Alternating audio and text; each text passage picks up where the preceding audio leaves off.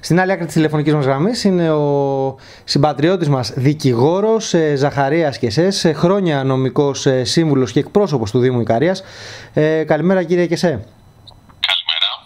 Καλημέρα. Στην επικαιρότητα μετά από το τελευταίο Δημοτικό Συμβούλιο είναι η είδηση ότι ο Δήμος Ικαρίας κέρδισε το δικαστήριο το οποίο είχε κάνει προς την ΡΑΕ, με αποτέλεσμα να μην υπάρχει αδειοδότηση πλέον για την εγκατάσταση των 110 ανεμογεννητριών στο νησί της Ικαρίας. Πείτε μας λίγα λόγια τι σημαίνει αυτή η απόφαση και πρακτικά τι είχε προηγηθεί για να φτάσουμε σε αυτήν την κατάσταση. Να τα πάρουμε λίγο με τη σειρά για να μην μπερδεύεται ο κόσμος. Ουσιαστικά μιλάμε για μία άδεια παραγωγής, μία άδεια που χορηγήθηκε σε μία μεγάλη εταιρεία το 2011, με την οποία του χορηγήθηκε το δικαίωμα να εγκαταστήσει στην Ικαρία 110 ανεμογεννήτριες ισχύως 330 ΜΒ. Αυτή η άδεια παραγωγής ουσιαστικά είναι μια αρχική άδεια που δίνει το δικαίωμα να την επεξεργαστεί η εταιρεία και σιγά σιγά να μπει στη διαδικασία της υλοποίησης. Πρακτικά δηλαδή χορηγείται η άδεια παραγωγής και μέσα σε 10 χρόνια πρέπει η εταιρεία να κάνει τις περιβαλλοντικές μελέτες και να ζητήσει μετά την έκδοση της άδειας εγκατάστασης, να μπουν δηλαδή στη φάση της υλοποίησης. Το πρώτο στάδιο λοιπόν της χορήγησης άδειας παραγωγής κράτησε 10 χρόνια, περάσανε 10 χρόνια χωρίς η εταιρεία να προβεί σε καμία ενέργεια ορίμανσης του έργου, και καθώς έλυγε η δεκαετής προθεσμία που έδινε ο νομοθέτης για τις άδειες παραγωγής, ήρθε το 2021 και ουσιαστικά ζήτησε την επανέκδοση της άδειας παραγωγής σε μια εταιρεία, στην ίδια ουσιαστικά εταιρεία. Εναντίον αυτής της απόφασης λοιπόν το 2011 η Δημοτική Αρχή Καλαμπόγια μας έδωσε την εντολή και καταθέσαμε αίτηση θεραπείας το 2021 ενώπιον της Ρυθμιστικής Αρχής Ενέργειας. Ζητήσαμε λοιπόν το 2011 από τη ΡΑΕ να ακυρώσει την άδεια παραγωγής, και διότι είχαν περάσει 10 χρόνια χωρίς να προβεί η εταιρεία σε καμία διαδικασία ορίμανσης του έργου, και διότι εξακολουθούσαν να ισχύουν όλα αυτά τα οποία είχαμε θέσει και το 2011 με την επιδίκηση στα Βρυνάδη, που συγκεκριμένα ζητάγαμε την ακύρωση της άδειας παραγωγής για πάρα πολλούς λόγους, με πιο σημαντικό λόγο προφανώς ότι εδώ πέρα ένα τόσο μεγάλο έργο έρχεται και παραβιάζει κατάφορα τις αρχές της αειφόρου ανάπτυξης, καθώς επίσης πάνω απ' όλα παραβιάζει και συγκεκριμένες δικαστικές αποφάσεις του Συμβουλίου της Επικρατείας, όπου καθιερώνεται ο κανόνας της βιώσιμης ανάπτυξης των νησιωτικών περιοχών. Να το πω απλά, τα νησιά είναι δεκτικά μόνο ήπιας ανάπτυξης και πρέπει να μην τίθεται σε κίνδυνο η διατήρηση αμύωτου του πολιτιστικού και φυσικού κεφαλαίου και των οικοσυστημάτων κάθε νησιού. Κάτι το οποίο δεν θα μπορούσε να συμβεί αν υλοποιούταν αυτό το έργο των 110 ανεμογεννητριών. Κατατέθηκε λοιπόν το 2021 αίτηση θεραπείας ενώπιον της Ρυθμιστικής Αρχής Ενέργειας.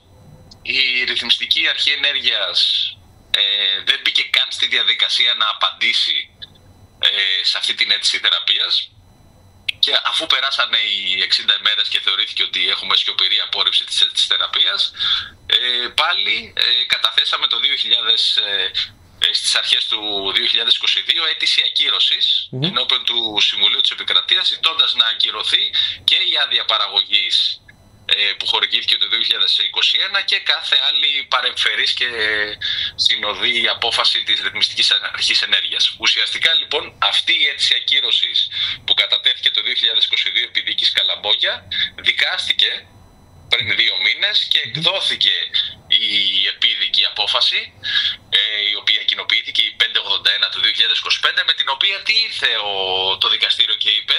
Ουσιαστικά ήρθε και είπε ότι κακώς η ΡΑΕ δεν απάντησε στο Δήμο Ικαρίας το 2021, κακώς δεν διερευνήθηκαν οι λόγοι τους οποίους ζητήσαμε εμείς τότε ακύρωσης κατά της άδειας παραγωγής, κακώς δεν επεξεργάστηκε τα αιτήματα του Δήμου Ικαρίας το 2021 Ρυθμιστική Αρχή Ενέργειας, και ακύρωσε τις πράξεις και προσοχή γύρισε πίσω το φάκελο πάλι για να βγει νέα απόφαση της Ρυθμιστικής Αρχής Ενέργειας. Θέλω να καταλήξω λοιπόν στο ότι πρέπει να είμαστε πάρα πολύ προσεκτικοί σε αυτό το οποίο επικοινωνούμε στον κόσμο και να μην εφησυχάζουμε ή να μην πανηγυρίζουμε χωρίς λόγο. Δεν ακυρώθηκαν οι άδειες παραγωγές. Ουσιαστικά γύρισε πίσω ο φάκελος στη Ρυθμιστική Αρχή Ενέργειας προκειμένου να αποφανθεί επί της αιτήσεως θεραπείας από το 2021 του Δήμου Ικαρίας και να αποφασιστεί αν θα ουσιαστικά χορηγηθεί άδεια παραγωγής ή όχι. Ουσιαστικά δηλαδή το δικαστήριο είπε στη ΡΑΕ βγάλετε μια καινούργια απόφαση για μια ανάπτυξη αν θέλετε των ανεμογεννητριών υπό άλλη βάση. Η ίδια βάση είναι. Η Ρυθμιστική Αρχή Ενέργειας μας έχει αποδείξει τις τελευταίες 2 δεκαετίες ότι ουσιαστικά δεν φιλτράρει οτιδήποτε, δεν λειτουργεί με βάση το σεβασμό των τοπικών οικοσυστημάτων και της αειφόρου ανάπτυξης. Το έχουμε βιώσει σε πάρα πολλές περιοχές. Άρα εγώ θεωρώ δεδομένο ότι η Ρυθμιστική Αρχή Ενέργειας θα βγάλει εκ νέου την άδεια παραγωγής για 110 ανεμογεννήτριες, τουλάχιστον 330 ΜΒ για το νησί της Ικαρίας. Ουσιαστικά δηλαδή αυτό το οποίο έγινε είναι να πάμε ένα βήμα πίσω και να κερδίσουμε λίγο χρόνο. Τίποτα παραπάνω, τίποτα λιγότερο. Γι' αυτό και θα πρέπει να είναι πάρα πολύ προσεκτικοί όσοι χειρίζονται πλέον αυτή την υπόθεση και επικοινωνούν το λάθος μήνυμα.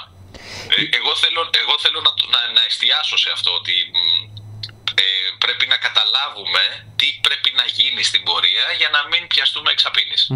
Υπάρχει και η εξέλιξη της διασύνδεσης των νησιών με την ηπειρωτική Ελλάδα. Μιλάω για τα περιβόητα καλώδια τα οποία ουσιαστικά θα συνδέσουν τα νησιά. Θεωρείτε ότι αυτό θα είναι ένας κίνδυνος και περισσότερη πίεση προς την αδειοδότηση των ανεμογεννητριών? Βέβαια. Να πούμε το εξής, ότι όταν το 2010 έγινε αίτηση από την εταιρεία να δεσμεύσει όλο το αιωλικό δυναμικό της Ικαρίας, διότι η άδεια αυτή έτσι όπως έχει χορηγηθεί δεσμεύει όλο το αιωλικό δυναμικό της Ικαρίας και δεν αφήνει περιθώριο για κανέναν άλλον επενδυτή, εταιρεία, ιδιώτη να έρθει και να στήσει έστω και μία ανεμογεννήτρια. Όταν έγινε αυτή η αίτηση λοιπόν και χορηγήθηκε η άδεια το 2011, ουσιαστικά δημιουργήθηκε ένα χρηματιστηριακό προϊόν για την εταιρεία, το οποίο θα έμπαινε σε υλοποίηση μόνο αν ήταν βιώσιμο για τον επενδυτή. Πότε θα είναι βιώσιμο για τον επενδυτή, για την εταιρεία? Μόνο όταν υπάρχει διασύνδεση. Με λίγα λόγια, όταν μέσω του κρατικού προϋπολογισμού ή του Ευρωπαϊκού Ταμείου Επενδύσεων με δικά μας λεφτά χρήματα διασυνδεθεί η ηπειρωτική Ελλάδα και με την Ικαρία, τότε ο ιδιώτης θα έρθει και θα προχωρήσει στην υλοποίηση του έργου, διότι καταλαβαίνετε, το έργο κοστίζει πολύ περισσότερο στη διασύνδεσή του, όχι στη δημιουργία του. Άρα το γεγονός ότι μπαίνουν στη διαδικασία διασύνδεσης, κάτι βέβαια που θα κρατήσει αρκετά χρόνια, ανοίγει μπροστά μας το κίνδυνο η εταιρεία αυτή να θεωρήσει βιώσιμο το έργο και να προχωρήσει στην υλοποίησή του ή στην αξιοποίηση της άδειας. Μπορεί να τη μεταπουλήσει σε μια άλλη εταιρεία ή σε κάποιον τρίτο και να έχουμε να κάνουμε με ένα διαφορετικό οργανισμό απέναντί μας. Οπότε για το μέλλον αυτό που ουσιαστικά πρέπει να περιμένουμε και σαν τοπική κοινωνία θα είναι εκ νέου δικαστικές διαμάχες. Ναι, βέβαια. Η προάσπιση του ικαριακού περιβάλλοντος και η προστασία από τέτοιες τερατώδεις δίθεν επενδύσεις που ουσιαστικά αποσκοπούν μόνο στη μεγιστοποίηση του κέρδους κάποιων εταιριών που δραστηριοποιούνται στον τόπο της ενέργειας, περνάει μέσα από πολλά στάδια και θα πρέπει να είμαστε η κάθε δημοτική αρχή και η νη δημοτική αρχή και η επόμενη θα πρέπει να έχουν επίγνωση των ενεργειών που πρέπει να γίνουν και πόσο μεγάλες δυσκολίες υπάρχουν. Ξέρετε, απέναντί μας δεν είναι κάποιος μικρός ιδιώτης με περιορισμένα μέσα. Έχουμε απέναντί μας μια από τις μεγαλύτερες εταιρείες στην Ευρώπη με τεράστιες δυνατότητες σε στελεχειακό προσωπικό, σε νομικές ομάδες, σε επιστήμονες και σε πρόσβαση ακόμα και στην δημιουργία της νομοθεσίας. Αλλήμον αν εμείς πιστεύουμε ότι όλα αυτά μπορούν να αντιμετωπιστούν με πολύ απλές κινήσεις. Και το λέω αυτό διότι, ακούστε να δείτε, εμείς όταν το 2021 επί διοίκηση Καλαμπόγια κάναμε ένα σχεδιασμό για το πώς μπορούμε να έχουμε το μέγιστο αποτέλεσμα.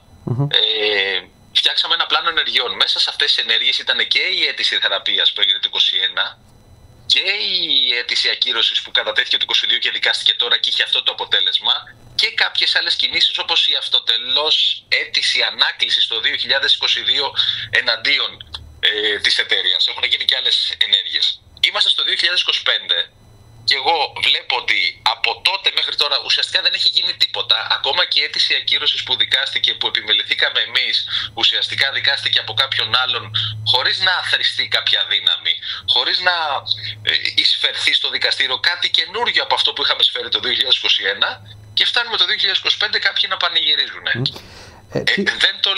Δεν το λέω για να απευθυνθώ σε κάποιο συγκεκριμένο ακροατήριο, αλλά πρέπει να έχουν επίγνωση όλοι ότι η προστασία του περιβάλλοντος είναι πάνω και πέρα από όλους. Δεν μπορεί να μην έχει δημιουργηθεί τώρα, όπως μιλάμε, μια ομάδα επιστημόνων και ανθρώπων οι οποίοι θα αθροίσουν δυνάμεις και θα κάνουν ένα σχεδιασμό για να μπλοκάρουν αυτό το έργο. Η προστασία της Ικαρίας περνάει μέσα από πολυεπίπεδες ενέργειες. Και όσον αφορά το διεκδικησιακό, θυμίζω ότι το πρόβλημα ξεκίνησε όταν το 2010. Το 2010 εμφανίστηκε ένας συντοπίτης μας και νίκιασε 200 στρέμματα στην προβατοκεφάλα στην εταιρεία. Αυτό επικαλείται ακόμα και τώρα η εταιρεία προκειμένου να εξασφαλίσει την άδεια παραγωγής. Η προστασία λοιπόν περνάει μέσα από το διεκδικησιακό των συγκεκριμένων περιοχών, περνάει μέσα από την πιστοποίηση όλων αυτών των ειδικών ζώνων διατήρησης και ζώνων ειδικής προστασίας περιβάλλοντος που έχουμε στην Ικαρία, που πρέπει να πιστοποιηθούν για να χρησιμοποιηθούν όταν θα έρθει η ώρα στο δικαστήριο. Περνάει μέσα από την ανάδειξη του πόσο κορεσμένο είναι το δίκτυο διανομής στην Ικαρία. Περνάει μέσα από την αντίκρουση των περιβαλλοντικών μελετών που θα δημιουργηθούν από την εταιρεία όταν έρθει η ώρα της εγκατάστασης. Περνάει λοιπόν μέσα από ενέργειες τις οποίες πρέπει να επιμεληθούν όχι μόνο πρόσωπα όργανα, αλλά ομάδες επιστημόνων και ανθρώπων που θα συνεργαστούν από όλες τις πλευρές. Αυτή ήταν και η ερώτηση που προσπάθησα να σας κάνω. Ουσιαστικά ποια είναι τα επόμενα βήματα, τα είπατε πάρα πολύ αναλυτικά. Ουσιαστικά και θα δώσουν και ένα κίνητρο και ένα βήμα στην μελλοντική τοπική κοινωνία για να αντικρούσει την όποια προσπάθεια, αν θέλετε, υπερκατανάλωσης του ορεινού μας πλούτου. Του ολικού δυναμικού. Είναι αλήθεια και πρέπει να έχουμε κατά νου ότι επειδή υπάρχει πολύ μεγάλη πίεση από αυτές τις εταιρείες, η νομοθεσία έτσι όπως διαχρονικά διαμορφώνεται είναι ενάντια στα μικρά νησιά, είναι ενάντια στους δήμους οι οποίοι προσπαθούν να προστατεύσουν το περιβάλλον τους, είναι ενάντια σε όλη αυτή την κουβέντα που κάνουμε για το τι σημαίνει αειφόρος ανάπτυξη. Άρα τα αντανακλαστικά της τοπικής κοινωνίας πρέπει να είναι πολύ οξυμένα. Και γι' αυτό επιμένω ότι είναι λάθος το μήνυμα ότι ακυρώθηκαν οι ανεμογεννήτριες, κερδίσαμε. Τίποτα δεν έχουμε κερδίσει. Λίγος χρόνος ουσιαστικά έχει κερδιθεί μέχρι την επόμενη κίνηση, η οποία θα είναι ακόμα πιο σφοδρή από την πλευρά της εταιρείας και της ΡΑΕ. Και ξέρετε, τότε δεν θα έχουμε καν την πολυτέλεια να εξηγήσουμε γιατί χάθηκε αυτός ο χρόνος. Οι παρεμβάσεις από πλευράς της τοπικής κοινωνίας έχουν να κάνουν και με βάση το αριθμιστικό σχέδιο και με τον τοπικό πολεοδομικό σχεδιασμό και με το ΣΧΟΑΠ Ικαρίας και με την αναγνώριση των συγκεκριμένων περιοχών οι οποίες δήθεν είναι ιδιωτικές ή δημόσιες και όχι δημοτικές. Αντιληπτό. Αυτές είναι οι παρεμβάσεις που πρέπει να γίνουν και όχι μόνο από έναν δικηγόρο. Δεν είναι μια δουλειά που μπορεί να τη σηκώσει ένας δικηγόρος. Ξέρετε, το 2021, κατ' εντολή της Δημοτικής Αρχής Καλαμπόγια, είχαμε συστήσει μια ομάδα πολυπρόσωπη με συμμετοχή καθηγητού πανεπιστημίου. Όλοι αυτοί, από τη μια μέρα στην άλλη, αποσυνδέθηκαν από αυτό που βλέπετε σήμερα. Και αυτό δεν είναι προσωπικό παράπονο. Είναι κρούο το κίνδυνο σε σχέση με αυτό το οποίο μπορούμε να αντιμετωπίσουμε. Δεν μπορεί να αφήνουμε πίσω όλα αυτά τα οποία έχουν γίνει και να προχωράμε μονοπρόσωπα ή ατομικά σε ένα τόσο σημαντικό ζήτημα. Αντιληπτό. Δεν ξέρω αν στην παρούσα φάση θέλετε να συμπληρώσετε κάτι ακόμα.